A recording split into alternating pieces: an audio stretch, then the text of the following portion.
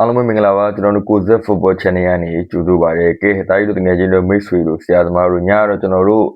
အာဆင်နယ်တင်းနဲ့ဂီရိုနာတင်းတို့ရဲ့ခြေလှမ်းပွဲမှာတော့အာဆင်နယ်တင်းရဲ့ဂီရိုနာတင်းကို၄ဂိုးတကူဆိုတဲ့ရလဒ်နဲ့အနိုင်ရရှိခဲ့တယ်။အဲ့တော့ကျွန်တော်တို့ရဲ့ဖျားတီတစ်ဖို့မဲ့ဆိုတော့ပျော်လေးနဲ့ကျွန်တော်တို့စဖွင့်ရတယ်ဗျ။ဖိတ်ကောဖလားလေးတစ်လုံးကျွန်တော်စရခဲ့တယ်ပေါ့။ဘန်ရဲ့အောင်ပွဲခံတဲ့ဖလားမှုမှန်လေးလည်းမြင်ရတယ်ပေါ့ဗျာ။ကဲအဲ့တော့ဒါမဲ့ကျွန်တော်ဒီပွဲနဲ့ပတ်သက်ပြီးတော့ကျွန်တော်ပြောချင်တဲ့ကစားသမား၃ယောက်ကြောင်းလေးကိုကျွန်တော်ပြောပြပါမယ်။ပထမဆုံးပြောချင်တာဇိုလစ်ပေါ့ဗျာအပြောင်းရှိပြီးပြီးချင်းမှာပဲသူ့ရဲ့ပထမဆုံးတကယ် public friendly ပွဲမှာကိုသွင်းနိုင်တဲ့ MK ဒွန်းနဲ့ပွဲတကားဖိတ်ကန်တဲ့ပွဲမှာလည်း assistant တစ်လုံးလုံးခဲ့သလိုအခုဂီလိုနဲ့ပွဲမှာဂိုးပါထည့်သွားဆိုတော့ Adidas လိုချင်တဲ့ Preston နဲ့ drive running ကိုပြတ်သက်တော့နိုင်တယ်လို့ခေါ်တယ်ကျွန်တော်တို့မြင်နဲ့တောင်မန်းနေချိုးပြီးကန်သွင်းတဲ့ right winger စစ်တဲ့ပုံစံမျိုးလည်းမြင်ခဲ့ရတယ်လို့ပြောလို့ရတယ်နော်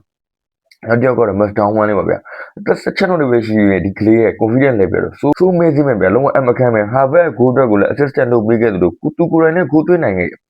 အာဆင်နယ်ဖန်နေကြားမှာတော့ဒီကလေးရဲ့အနာဂတ်က superstar ဆိုပြီးအတန်တွေကတွင်ရထွက်နေတယ်အာဆင်နယ်ရဲ့ညာချမ်းကိုလုံးဝပူကြအောင်လုံးဝမလိုတဲ့အနေအထားတစ်ခုတည်းကိုဖြစ်သွားပြီဗျာစာကာလွတ်တဲ့အခါမှာမာဒိုနီနဲ့စာကာကိုခံမနေလက်လုပ်ခဲ့တဲ့ထောင်ညာချမ်းမှာထောင်ဝန်းကိုအသုံးတော့ခံပြီးတော့အာဆင်နယ်ကယာတီအဆက်ပွဲစဉ်တချို့ကိုငေါလို့ရတယ်ပေါ့ဗျာနောက်တစ်ယောက်ကတော့ကျွန်တော်တို့ရဲ့ Jogres ဂျော်ကြီးပေါ့ဂုမတနိုင်ငံမင်းနဲ့ကျွန်တော်တို့ movement နဲ့ drive play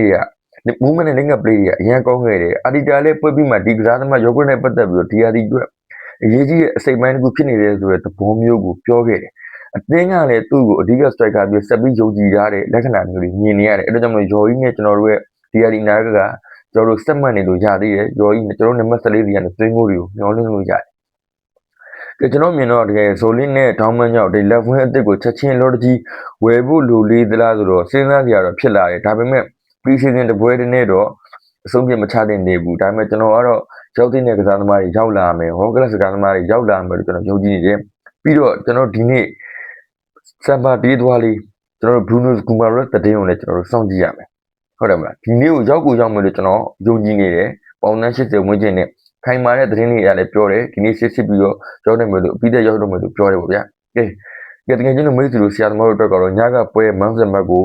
တောင်းမှမပေးမလားဘယ်သူ့ကိုပေးခြင်းလဲဆက်တော့ပြောခဲ့ပေးကြပါဦးကျွန်တော်တို့ဒီ